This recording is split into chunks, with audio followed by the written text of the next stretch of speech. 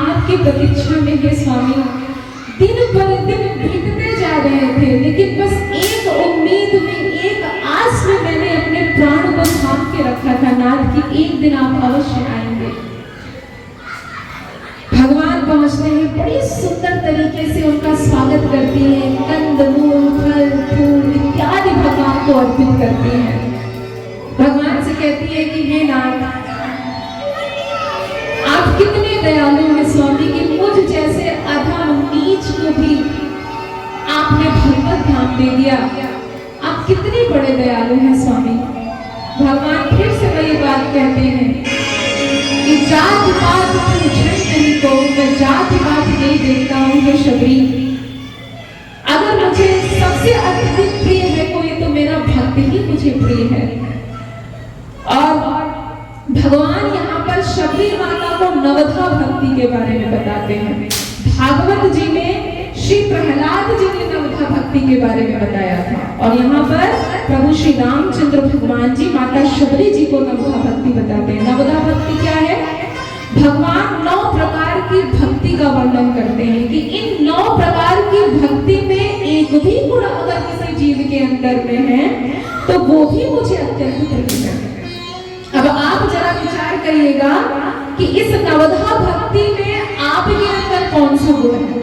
भगवान कहते हैं जाति पाति कुल धर्म बड़ाई धन बल परिजन गुण चतुराई भक्ति हीन नर सोहई कैसा बिन जग बार दे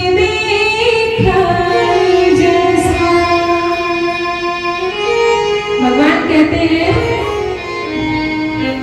कि हे शबरी, मैं तुम्हें नवधा भक्ति के बारे में बताता हूँ, और मैं तुम्हें ये भी बात बताता हूँ कि इस नवधा भक्ति यानी 9 प्रकार की भक्ति में जो भी गुण एक जीव के अंदर है वो भी मुझे अत्यंत प्रिय है। तो वो नवधा भक्ति क्या है? प्रथम भगति संतन कर संगा दूसर रति ममा कथा प्रसंगा। भगवान कहते हैं कि पहली भक्ति ये है कि जो संतों का सत्संग करे। दूसरी भक्ति ये है कि जो मेरी कथा प्रसंग का श्रवण करे, जो कथा कहे, वो दूसरी भक्ति है। तीसरी गुरुपद पंकज सेवा तीसरी भक्ति अमान। तीसरी भक्ति क्या है?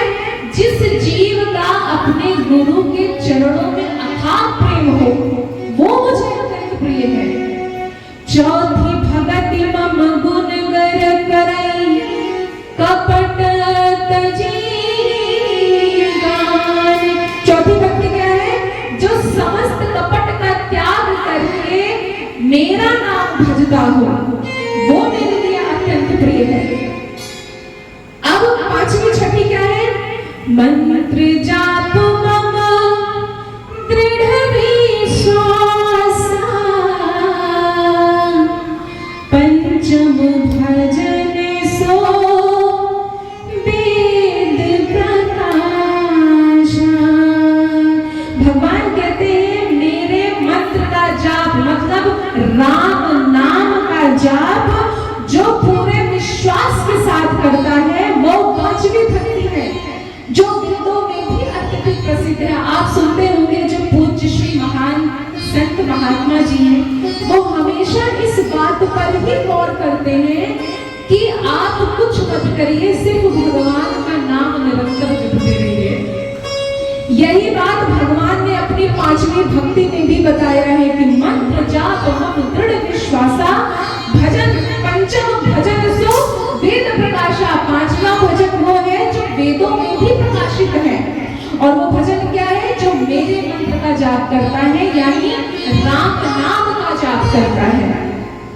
अब छठी छठदम शीलम विरत बहुकर्मा निरत निरंतर साजन स्वभाव का हो, जो अच्छे चरित्र का हो, जो निरंतर संतो धैर्य पुरुषों वैराग्यवान का सेवा करता हो, वो मेरा छठा भक्त है, वो मेरी छठी भक्ति है। जिस भी जीव के अंदर है वो मुझे प्राणों से भी अत्यधिक प्रिय है। सातवीं भक्ति भगवान कहते हैं कि जो हर जगह मुझे देखता हो। प्रहलाद जी क्या करते थे?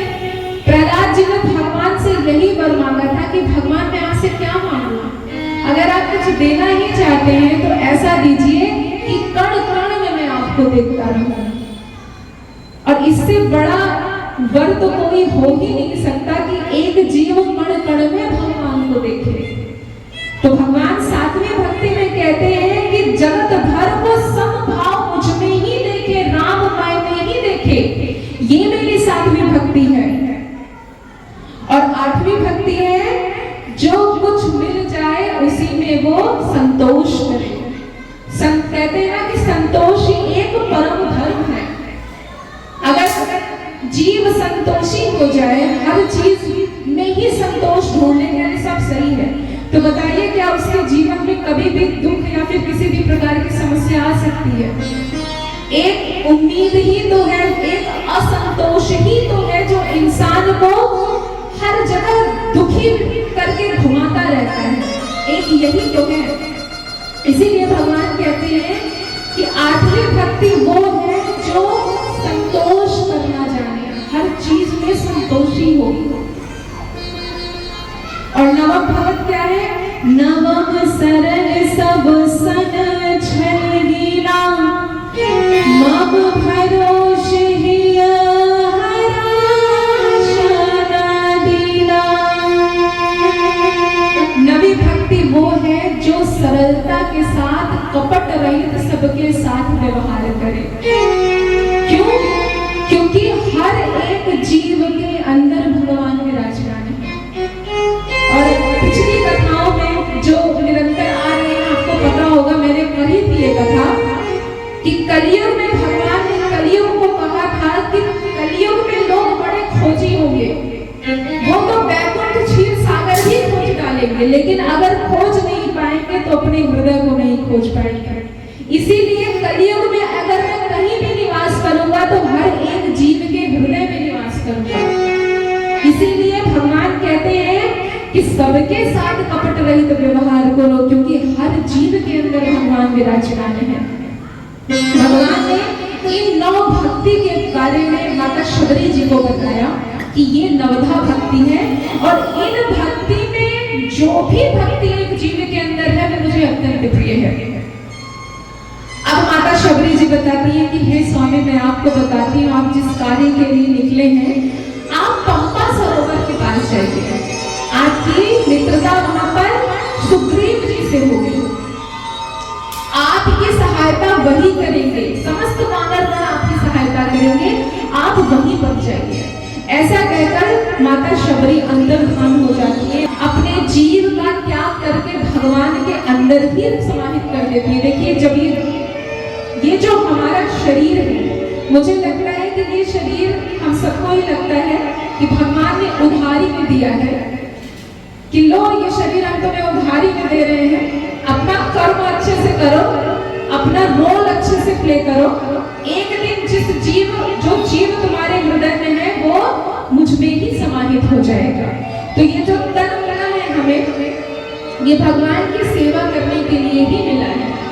अगर हम ये नहीं कर पाए तो मुझे लगता है कि इस तन का कोई मतलब नहीं है, कितना भी धन संपत्ति इकट्ठा कर लो। तो भगवान ऐसा कहते हुए माता शबरी जी वहां से अंतर्धान हो जाती है।